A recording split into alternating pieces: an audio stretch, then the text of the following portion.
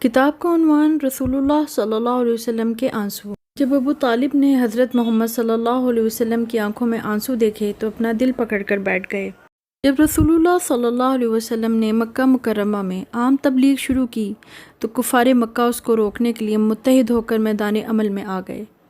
جب ان کی تمام حربیں ناکام ہو گئے تو یہ دل شکستہ ہو کر رسول اللہ صلی اللہ علیہ وسلم کے چچا ابو طالب کے پاس آئے اور درخواست کی کہ اے ابو طالب، آپ کے بھتیجے نے ہمارے خلاف الزامات کی مہم جاری کر رکھی ہے۔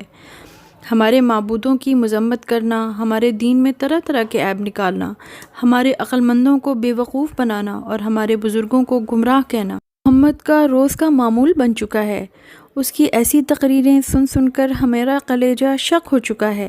اب ہم تمہارے پاس آئے ہیں کہ اس کو سمجھاؤ کہ ہمارے بزرگوں کی مخالفت سے باز آ جائیں یا پھر ہمیں ان کے معاملے میں آزاد کر دیجیے۔ ابو طالب نے قوم کی باتیں بڑے تحمل سے سن کر حسن تدبر سے ان کو رخصت کر دیا۔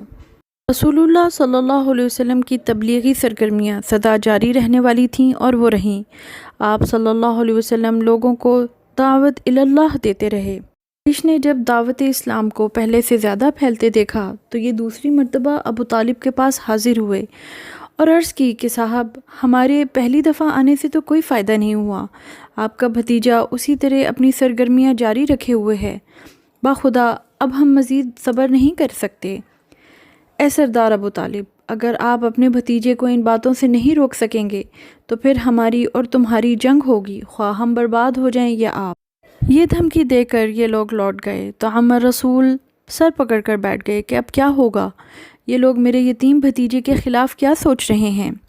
قریش کا یہ وفد جب لوٹ گیا تو ابو طالب نے رسول صلی اللہ علیہ وسلم کو بلا کر قریش کی ساری گفتگو سے آگاہ کیا اور پھر کہا، اے بھتیجے، بہت نازک وقت سر پر آن پہنچا ہے۔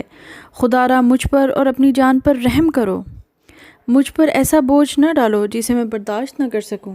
جب ابو طالب اپنی بات کہہ چکے تو رسول اللہ صلی اللہ علیہ وسلم نے فرمایا، پیارے چچا جان، میں خدائے بزرگ و برتر کی قسم کھا کر کہتا ہوں کہ اگر یہ لوگ میرے دائیں ہاتھ پر سورج اور بائیں ہاتھ پر چاند بھی رکھ دیں اور شرط یہ ہو کہ میں توحید کا پرچار ترک کر دوں گا تو مجھ سے ایسا ہرگز نہ ہوگا، یہاں تک کہ اللہ تعالیٰ خود اسے غلبہ عطا کر دیں یا میں مر جاؤں۔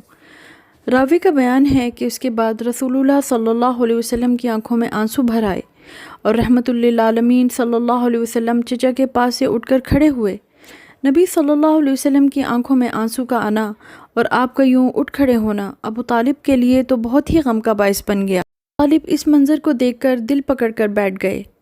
حضور صلی اللہ علیہ وسلم کے آنسوؤں نے ابو طالب کے دل پر ایسی ضرب لگائی کہ وہ برداشت نہ کر سکے اور ابو طالب نے فوراً آواز دی، بیٹا ادھر آؤ۔